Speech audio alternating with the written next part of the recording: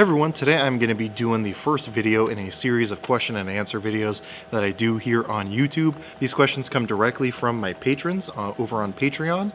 So if you want to be able to have a question answered here on the channel in a video, I would highly encourage you to go check out my Patreon page. And if you feel so inclined, go ahead and become one of my patrons, and then you can contribute to these question and answer videos as well. I just yesterday posted for people to start throwing questions. It might have actually been this morning. Either way, I've already gotten some really awesome questions from my patrons, so I'm going to go ahead and try to answer those here in this very first video. I'll do my best to try to keep things as concise as possible, just so I don't drag on too much when I'm talking about a given topic, just to make sure I answer all these questions in a reasonable amount of time. And I also want to preface, all these answers are totally subjective. They are my own personal opinion and are obviously subject to change over time. But that said, let's go ahead and jump into the first question. So the first one was, how do you secure weapons in your house to be properly prepared for an intruder? Now, in my opinion, this can really be dependent on the type of firearm you have for a home defense gun, and can also be very dependent on the environment that you're living in. For example, I don't have any kids running around the house. Everyone who lives in my house is an adult, so I don't necessarily have to be worried about kids gaining access to my firearms. So that is going to be different for those of you who have, little toddlers running around who may or may not find your firearms or have any sort of access to them. In that situation, you're going to have to probably have a different approach. That said, generally what I use is obviously when my guns are not actively being used or not, in the active self-defense role, they're going to be locked away in my safe. Typically, I'm going to have my everyday carry gun next to my bed, which is why I have one of these. Now, this one is, I don't even remember what brand it is. It's one that I saw, I think Active Self-Protection posted it on his Facebook page. He actually does fairly often, so if you I'll try to track down what it is, and I'll put it down in the description box. But basically, it's a really simple little lockbox. I got it from Amazon. It's ridiculously cheap, and this isn't necessarily to be able to keep burglars out, but it is something to keep people, again, mostly kids, from gaining access to your firearm. Now, this is a fully analog locking system. There's no little touchpad or anything like that. Those do exist, and if you feel like you can trust your super groggy self at 2 o'clock in the morning when your heart is pounding, I guess go ahead and look into something like that. But this is just my choice, again, mostly because it's extremely affordable and does the job I need it to. So it does have a little 3-digit code system in here. However, generally, if I'm asleep and this is next to my bed, I'm going to have this either already on the code to unlock it, or already have it unlocked and open. Now, you'll see inside it does have one of these little security cables, as well as a little channel here towards the front of the case, so you can lock one end in here, and then wrap this around like your bed frame, and then secure it on itself, and then lock it in here, and then someone won't be able to just pick it up and run away with it. There's going to be a little bit more, at least, time involved there. Now, is this completely burglar proof? No, absolutely not. But like I said, this is mostly for people to secure their firearms from little kids. So for example, when my brother's over visiting, or if I'm visiting over at his house, I'm going to use this because I have a little nephew and or niece, depending on which brother I'm staying with, and I don't want them to be able to gain access to my firearms. So again, like I said though, when I'm immediately sleeping next to it, I either have it on the code to unlock it or I have it open. If I'm at their house, I may not do that, just again to add that little extra step. And then also, once I get up for the day or I'm going away from bed, then I do absolutely lock this up, or I'll take the gun out, put it back in my main safe, and then this will just sit empty, ready for me to use. So kind of a long answer to how I secure my handguns for home defense.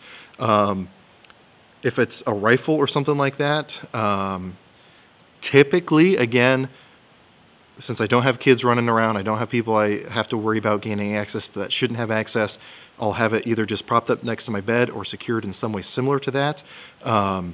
And then again, as soon as I get up for the day, it goes right back in the safe. So I don't recommend just leaving your guns out, sitting around the house just every day. I think that's a bad idea, and you're just opening yourself up for some not great things to happen. So hopefully I answered that question. I'm gonna go set this down, and then we'll move on to the next question. So the next question from the same person was, do I use a suppressor on my home defense guns in case I have to shoot at an intruder inside my house? Now, To me, there's a couple different schools of thought here. So just personally, right off the bat, no, I do not. Now, part of that is because I don't have any just in-house on a regular basis. I do get them in from for T&E from Silencer Shop. I'm also a part of a trust that has a couple silencers on it, but those silencers usually stay at someone else's house. So part of the reason I don't do that is because I don't have ready access to them. Hopefully that'll be changing here soon. I want to make the investment into a silencer. But even if I did have ready access to a silencer, I don't know if I would. Now, John Lovell, the Warrior Poet Society here on YouTube, makes some really excellent videos, and he was talking about guns for home defense. And one of the things that he mentioned is, if I have to shoot someone inside my house because they're an intruder, I want all my neighbors to know about it and be able to call 911. And that's a pretty reasonable train of thought, in my opinion. Are you dealing with louder noises? Yes. However, that is why I always keep my electronic hearing protection by my bed also. So if I do have to get up in the middle of the night, I have my gun right there. I'll usually have a flashlight in that case also, and then I have my hearing protection, so I can throw that on, and that kind of substitutes for a silencer in that situation. It gives me better situational awareness, I think, because I can actually turn it to above my human hearing, and then again, it protects me in the case of having to discharge around inside my house. That's my approach. I don't begrudge anyone who does have a silencer attached to their gun, and if I did have dedicated silencers for all my guns, if for whatever reason, if silencers got deregulated and I had dedicated silencers for everything, then yeah, I probably would have a silencer on my gun just because that's how it's going to be configured. My next question was, what is a good upper receiver for $500 to $700? Now, this is actually a really good range because all the uppers that I recommend are right around in this range. There are some that can go over, but if you're getting something you're going to trust your life to, there's usually a few brands that I go to, and I did some research before making this video, and all of them have options within this range. So if we're talking about closer to $500, going to the more inexpensive side of things, I'm going to direct you to Aero Precision. Aero Precision makes their stuff here in the Northwest. I've been to their facility. I've had a lot of experience with their products, and I've had nothing but good experiences with their products. And you can get a complete assembled upper receiver with one of those really nice new Atlas rails for under $500. I don't know if that, I doubt that includes BCG and charging handle. So once you add those in, you're probably looking right around $500. But that's a really good option for those of you looking to not spend more than $500 on a complete upper receiver. Closer to the mid-range, one of the companies that I would highly recommend is Midwest Industries. Now, they do sell complete uppers. They also sell complete firearms, but their uppers run right around $600 depending on what options you want. And again, Midwest Industries is making some really good stuff. I have a ton of their products, and I have had nothing, again, but good experiences with their products. Another one that has some options in that price range is Spikes Tactical. They don't have a whole lot under, say, $1,000, but they do have some right around $600 that are also going to be really good options for people looking to spend around $600 for their complete upper receiver. And then if we're looking to spend closer to $700, the company I absolutely recommend with every fiber of my being is Bravo Company Manufacturing, BCM. I have a 16-inch complete rifle from BCM. I have an 11.5 SBR upper from BCM, and I absolutely love their products. I have several thousand rounds through those rifles or uppers, through classes where, again, it's getting dirty, grimy, and it just keeps running. It takes everything I put it through. So I trust BCM absolutely wholeheartedly. I've talked to people who worked as an armorer there, and again, just from their personal experiences, I have zero issues trusting BCM with my life. So again, from $500 to $600 on the lower end, Aero Precision, Midwest Industries, Spikes Tactical, and then if you're willing to spend the $700 or a little bit more, definitely look at BCM. Those are currently my recommendations. Obviously, again, subject to change, and there may be some other really good ones that I'm not thinking of right now, but again, those are my current recommendations. Now, the last question I'm going to answer in this video is, what do you think of truck guns? Do you think it's a good idea to have a truck gun? And if so, what should that truck gun be? Now, again, this is going to be a very individual thing. This is going to be a totally subjective thing. Absolutely depends on your own personal situation. And before I even answer this question fully, I want to say that there's a big distinction between a truck gun and a carry gun that you leave in your truck. If we are looking at a truck gun as a replacement for a gun you keep on your person, I am absolutely against it. I think that you should have a gun on your person whenever you are legally allowed to. I'm not saying necessarily what your company allows. I'm saying legally allowed to. That's my own personal opinion, and as you guys know, I have left jobs because they would not allow me to carry a firearm. Now I'm in a different situation where I can kind of afford to do that, but again, that's my own personal stance. Now, assuming you have a firearm on your person, I think that there could be situations where a truck gun is an okay idea. Currently, I don't have one. I have before left long guns in my car, but at this point, I don't necessarily feel a need to. Now, this is again just running around town from day to day.